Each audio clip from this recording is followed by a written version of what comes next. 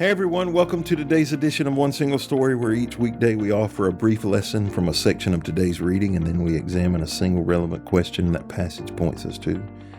Today I'm joined by Sheryl Daughety, and we are looking at a passage from Romans chapter 1, verses 1 through 16. And so this letter is typically attributed, or book is attributed to Paul, and most of his writings were to churches that he had started or he had established. Most of them were written in order to offer some advice to a church group about various problems, questions they had, issues that had arisen. But Romans is different because Paul's readings or reasons for writing this letter were different. We seem to hear Paul offering a slight embarrassment, maybe a type of apology for not visiting them before now. This would highlight the fact that Paul had not personally been involved in founding this church. And it's kind of the tone we would expect in a situation like this. It would mean that the Roman church had not been directly exposed to some of the details that Paul would teach. Paul was a very detail-oriented person. And they knew the gospel, but they had not heard specifically from Paul himself. And Paul's fingerprints are on the New Testament church. I mean, in a big way. Verse 23 and 24, he states that he's finished working in the areas where the gospel had not yet been preached, and now he intended to go to Spain. He's asking for the Roman church there to assist him on his journey to Spain through prayer and financial support. And he is sharing what he believes. That's an interesting thing, is that we want to know, like a missionary, what they believe before we support them. And he's trying to share with them, this is what I believe. You can get to chapters 14 and 15, and they appears he has friends and connections in this group in Rome, and that there is some type of division between the Jews and the Gentiles. And he seeks to bring unity among them. Chapter 16, so I'm just giving you a little background here, also introduces this lady named Phoebe. It's one of Paul's readings for writing this letter, is to offer a commendation for her. And so it doesn't appear there's one single purpose for this letter, as many of his letters would have. It's kind of more of a treatise than a letter in the format that it's in. It's one of the most important books of the entire New Testament for this reason, because he lays out this doctrine of salvation. And the teaching of salvation that we find in the book of Romans is without a doubt crucial to the faith of believers. As a matter of fact, there would be a methodology of evangelism called the Romans Road, and it basically takes you through some passages in Romans. And the purpose of the book of Romans probably can be summarized in verse 16 of chapter 1. He says, "For I am not ashamed of this good news about Christ. It is the power of God at work, saving everyone who believes, the Jew first and also the Gentile." So let me talk briefly about how Rome came to have such a strong Christian presence. We don't necessarily know how it began in Rome. Galatians chapter 2 indicates that there was this active Christian mission there among the circumcised. We do know there was a large Jewish community in Rome in the first century, maybe 40 to 50,000 people. Historical records indicate around 49 AD, many Jews were expelled from Rome due to the disturbances instigated by Crustus, typically universally kind of seen as Christ. So it's safe to conclude that the Christian movement in Rome first took root among the Jewish population, most likely. So how did they hear the gospel might be a question. It could be a correlation between the group of visitors from Rome mentioned in Acts 2 and 10 on the day of Pentecost, where those 120 were saved, and then 3,000 people were saved the next day. This event became this spreading kind of thing. But this theory here of how the church at Rome came to be offers further legitimate motive for Paul to lay out this doctrine of salvation that the people who went back very well may have been new converts themselves and only had a single experience without a lot of doctrine that was present. So he's the the reason why I kind of laid this out this way is because we need to recognize Romans as a doctrinal statement, like this full explanation of why we must be saved. And when we read Romans, understanding that, it adds a little bit of depth to our study. So, Sheryl, if someone asks you, why should I be saved? Would you be able to offer an explanation? And if you did, what would it be?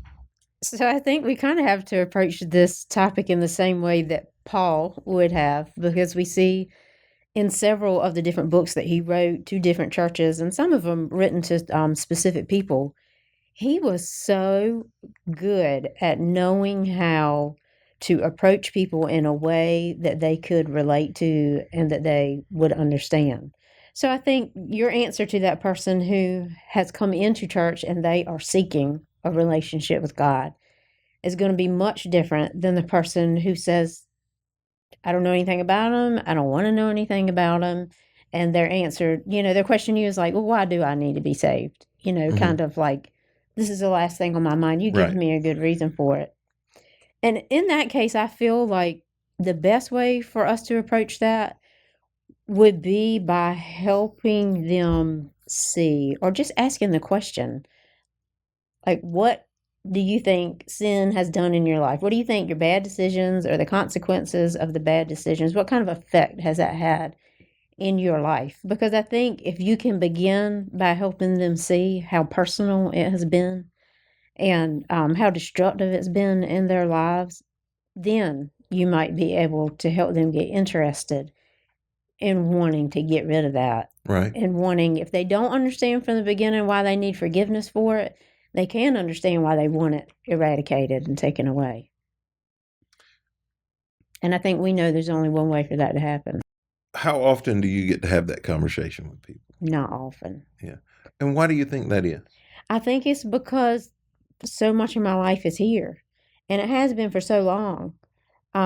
Now that hasn't always been the case, even though I grew up in church. Obviously, I was an adult who was out on my own, and I knew more people then who weren't Christians than I think I do now. Mm-hmm. And that was also the difference of not living in Edenton at the time, where there's lots of family units and it's very community oriented, and a lot of that community is based around the churches, I think, in this area.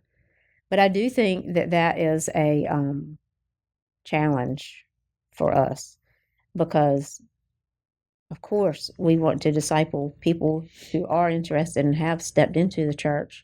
But I also think it's a big challenge for us to make sure that we're making connections with people who we might not ever get into that door without having a relationship with us first. Yeah. And being able to talk about these things.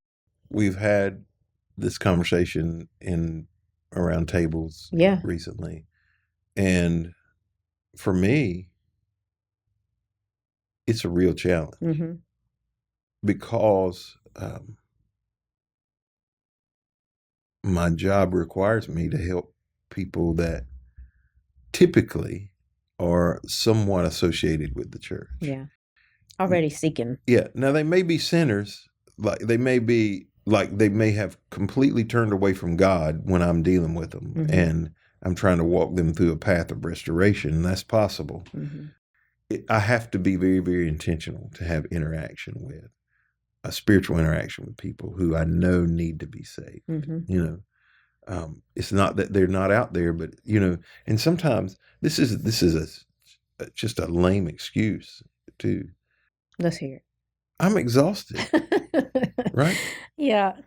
And God, you want me to go find one more person? Like I'm sick of the ones I'm dealing with, right? Now, I don't mean it that way, but I'm just exhausted from dealing with people. Yeah, I do know what you're talking about. I think that my biggest challenge with that would be if I do have that person in my life or those people in my life, those relationships, because I kind of relate to Paul in that way, and I pray for the type of wisdom and maybe even control and understanding that he had and knowing when to pull it back. Mm-hmm. Because I'm kind of at the point in my life right now that, like, if you want to talk about it, we're going to talk about it and I'm going to get excited. And I hope Right. you're just as excited as me when you walk away Right. from our conversation. But you can't jump on somebody like that who, doesn't. Ain't quite ready for it. That's right. Because you're just as well to go preach them a sermon standing on the street corner, it's going to mean about the same thing to them. Yeah. Because you're kind of starting from ground zero. Yeah. That's a challenge. At a table for lunch the other day. It was me and another pastor from North Carolina that I just met. And then a guy named Ethan and his wife Elaine, who is Robert Morris's daughter. Mm-hmm. We were eating lunch together. And I was telling her a story about meeting her dad, because I love her dad. And but I was trying to describe the event that I was at, and I said I didn't want to go. You mean the one that you were currently at? No. I was glad to be at that one. The event where I met her dad. I said I didn't want to go. Right.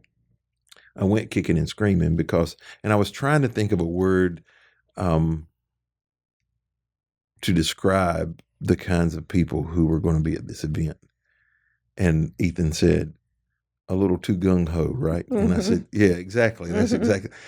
Sometimes we can meet, I'm sure you've been around people who are just a little bit too, they're a little bit too into it. Uh-huh. Not too into Jesus. It's typically they're too into something attached to Jesus. Right. It could be the rapture. Yes. It could be, some particular sin that they think needs to be corrected.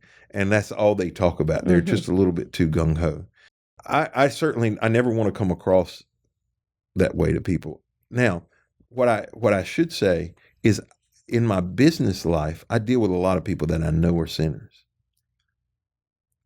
But that's for me, it's a challenge. Okay, so how do I do business without being overly preacherly, because I refuse to use Christianity as a crutch to get people to do business with me. Sure. I leave it as far away as I possibly can, that conversation of it. But also it's a great opportunity for me to witness, and sometimes I don't. So when we Why talk... do you think? Let me ask you this. Why do you think? Do you think it's because it makes you uncomfortable, or do you think it's because you're in a business mindset at that time? You don't feel like it's about ministry, it's about business. The older I get, the more I recognize that some of the things I'm doing in business are Christ-like. Mm-hmm. So I'll give you an example. I was at a table with other business people recently here in town. And I said that one thing, like, I know what I do on a day-to-day basis at the church, how it makes a difference in the kingdom. Mm-hmm. I can't always equate that in my business life. I can't always see how I'm showing forth Christ. Right. And the guy at the end of the table said, you just told this story about this particular client we have that I worked 2 months to meet some requirements that nobody else was willing to meet for her to do a job that we just started. And he said, do you know how much you served her? Like nobody else was willing to serve. You spent all the time and energy to serve her. Well, I hadn't thought about it that way because frankly, it was a headache, right? Oh, sure. That's how I was thinking. I'm jumping through a lot of hoops, right? It. And we ain't gonna make enough money. Yeah, you ain't paying me enough to do this. But when he put it in those terms, because he and his wife are very good at that servant through business concept, I thought, gosh, maybe he's right. Maybe I do portray those principles and I'm opening a door. Maybe I am planting seeds, but I just don't always think about it in those terms. Of course you are, because if you're being that person in one place, then you're being that person in another place. And even though the subject might not be the same, your actions still are. And so they say the same thing. Right. Do you know what I'm But you saying? just don't, I don't think about it in those terms, because when I think of witnessing, I think of exactly what you said, being a Right. little bit too gung ho, Right. jumping on them with both feet and saying, do you know Jesus? Here's the gospel. Yeah. But that's not necessarily I don't think that's always the best way to witness. Well, it's kind of like I have said to my husband because, we have a teenage son, and there's times when he can go do business with him because my husband owns his own business, and sometimes he'll say, "Well, I'm not sure there's much he can do today," and I'll say, "But if he has spent a whole workday with you and he sees how you treat people, how you deal with people, how you respect people, what your work ethic is." That is teaching him a lot more than just about business. It's teaching him how to be Christ-like in an arena Yeah. that is not church and is not in the midst of all your Christian friends. I have said multiple times that I instinctually do things because I saw them done. That's right. And I don't think, because I watched a model. One of your children's workers told me Sunday night that one of my grandson was in there, and he asked in this circle, did anybody have a prayer request? Mm-hmm. And Rowan spoke up and gave his prayer request. No, maybe he said, does anybody want to lead us in prayer? I think that's what he said. Mm-hmm. Matter of fact, I know that's what it was. And Rowan offered to pray, Mm-hmm. lead him in prayer. But then he said, Rowan went around the circle. Do you have a prayer request? Mm-hmm. Do you have a prayer request? And he said, Rowan was liking it. The reality is that's the only thing he's ever known. That's right. Like, he's been around. It's not like one day I sat him down and said, hey, this is how you do this is how you pray, and this is how you take prayer requests. You just watch it modeled, Mm-hmm. and you don't realize how much modeling has an effect on the gospel. And so sometimes we minimize our value in the workplace and in our home, and we only think of, okay, I'm reading you scripture and now you're going to come to Christ. That's right. When in reality, the gospel, we're preaching the gospel every day, Mm-hmm. and we're not even using words. I think that's how one song says it. I totally agree with you, and I think one of the keys to that is us knowing how to do it both ways, right? Mm-hmm. Being prepared. We can't minimize the words, because when they're ready, we've got to be ready. That's right. Right? But we also have to live it that makes them want to be ready. Well, thank you for joining us today on this edition of One Single Story. We hope you'll be back with us tomorrow as we continue our conversation around Romans.